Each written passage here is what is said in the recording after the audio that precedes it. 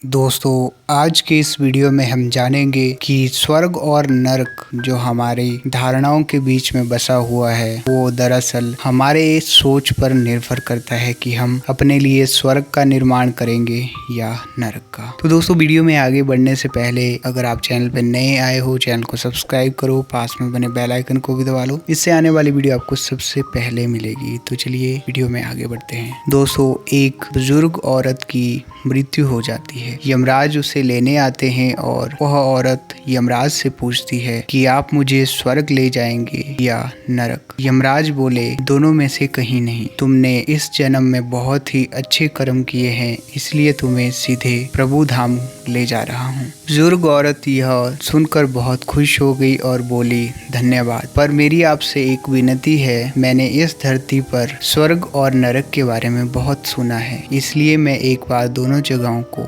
देखना चाहती हूँ। यमराज बोले, तुम्हारे अच्छे कर्म है, इसलिए मैं तुम्हारी यह इच्छा पूरी करूंगा। तो चलो हम स्वर्ग और नरक के रास्ते से होते हुए प्रभु धाम की ओर चलेंगे। दोनों चल पड़े। पहले नरक आया। नरक में बुजुर्ग औरत ने जोर जोर से लोगों की रोने की आवाज सुनी। वहाँ नरक में सभी लोग दुबले पतले और बीमार दिखाई दे रहे थे। औरत ने वहाँ पे एक आदमी से पूछा, यहाँ आप सब लोगों की हालत ऐसी क्यों है? आदमी बोला, तो और कैसी हालत होगी? मरने के बाद जब यहाँ आए हैं, हमने एक भी दिन खाना नहीं खाया है। भूख से हमारी आत्माएं तड़प रही है। बुजुर्ग औरत की नजर एक विशाल पतीले पर पड़ी जो लोगों के कद से करीब 100 फीट ऊंचा था। उस पतीले के ऊपर एक विशाल चम्मच लटका हुआ था। पतीले में से बहुत ही शानदार खुशबू आ रही थी। बुजुर्ग औरत ने उस आदमी से पूछा, इस पतीले में क्या है? वह आदमी मायूस होकर बोला, यह पतीला बहुत ही स्वादिष्ट खीर से हर समय भरा रहता है। बुजुर्ग औरत ने हैरानी से पूछा, इसमें खीर है तो आप लोग पेट भर के इसको खाते क्यों नहीं? भूख से क्यों तड़प रहे हो? वह आदमी रो रो कर बोलने लगा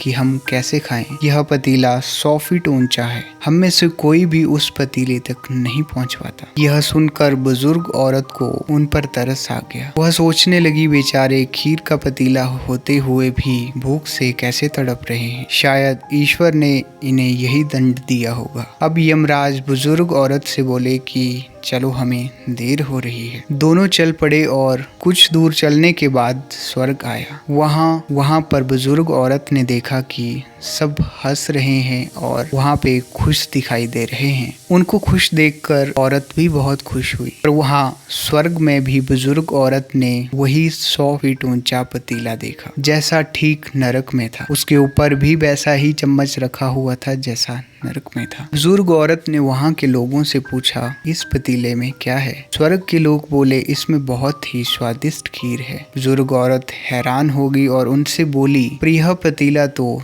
100 फीट ऊंचा है। आप लोग तो इस पर नहीं पहुंच पाते होंगे, तो उस हिसाब से खीर तो आपको मिलती ही नहीं होगी। पर आप तो मुझे खुश लग रहे हैं, ऐसा कैसे? उनमें से एक व्यक्ति बोला, हम सब तो इस पतीले से पेट भरकर खीर खाते हैं। वह औरत बोली, पर कैसे? पतीला तो बहुत ऊंचा है। वह व्यक्ति बोला, तो क्या हुआ कि पतीला ऊंचा है? यहाँ पर कितने सारे पेड़ है। हमने इन पेड़ों की लकड़ी से एक विशाल सीढ़ी का निर्माण किया और उस लकड़ी की सीढ़ी के सहारे हम इस पतीले पर पहुँचते हैं और सब मिलकर खीर का आनंद लेते हैं। बुजुर्ग औरत यमराज की तरफ देखने लगी।